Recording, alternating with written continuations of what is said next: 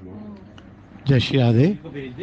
इसमें कृष्ण कुंड और राधा कुंड के प्राकट्य पर हमें जाना होगा। भगवान कृष्ण ने जब वत्सासुर को मारा और शाम को जब निकुंज में प्रिया जी से सखियों से मिलने आए तो सखियों ने कहा, तुमने गौवध किया है, तुम हत्यारे हो, तुम पहले तीर्थ स्थान करो, तीर्थ स्नान करो, अपने पापों का प्रायश्चित करो, तब तुम शुद्ध होगे, तब हम तुम्हें निकुंज में प्रवेश करेंगे। तो भगवान ने कहा ठीक है, मैं ऐसा करता हूँ। भगवान ने अपने बंशी से वहीं पर निकुंज में ही एक कुंड बनाया और सभी तीर्थों का आवाहन किया। पुष्कर, प्रयागराज, जो भी तमाम तीर्थ सब एक एक करके देखा तो प्रकट होके तीर्थ वायु मार्ग से आए और उस कुंड को जल से भर दिया।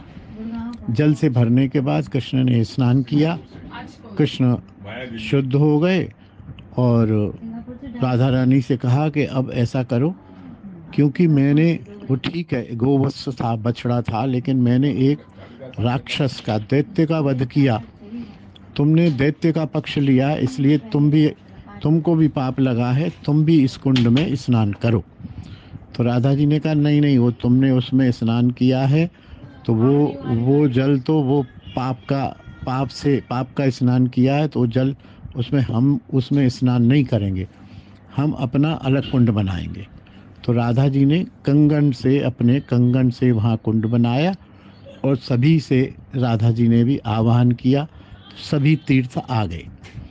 फिर कृष्ण कुंड साक्षात आए, बोले आप मेरे यहाँ स्नान करो। बोले नहीं, ऐसा करो, तुम इधर आ जाओ, तुम भी मिल जाओ राधा कुंड में। और ये फिर आपस में निर्णय हुआ कि जो राधा कुंड में स्नान कर लेगा उसका कृष्ण कुंड का और राधा कुंड का दोनों का स्नान मान्य हो जाएगा। एकदम मैं शॉर्ट में सुना रहा हूँ, बड़ी लंबी कथा है इसमें और थोड़ा मैं कुछ भूल भी सकता हूँ टेक्निकली।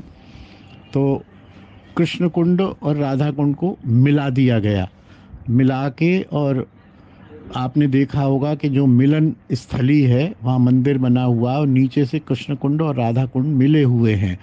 और ये महात्म्य है कि जो राधा कुंड में स्नान कर लेता है उसका कृष्ण कुंड का स्नान माना जाता है।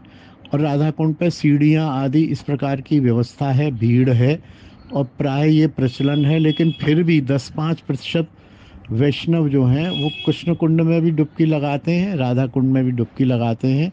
राधा कुंड में डुबकी लगाने से दोनों का स्नान हो जाता है, ये रहस्य है। इसलिए कृष्ण कुंड की ओर नहीं जाते हैं। और कृष्ण कुंड पर भगवान श्री कृष्ण की निकुंज और गोपनीय लीलाएं होती हैं। वहाँ अलग तरह के घाट और वो हैं जहाँ सखियाँ नित्य आती हैं, प्रिया प्रीतम मिलते हैं, इस प्रकार का भी वहाँ का भाव रहता है।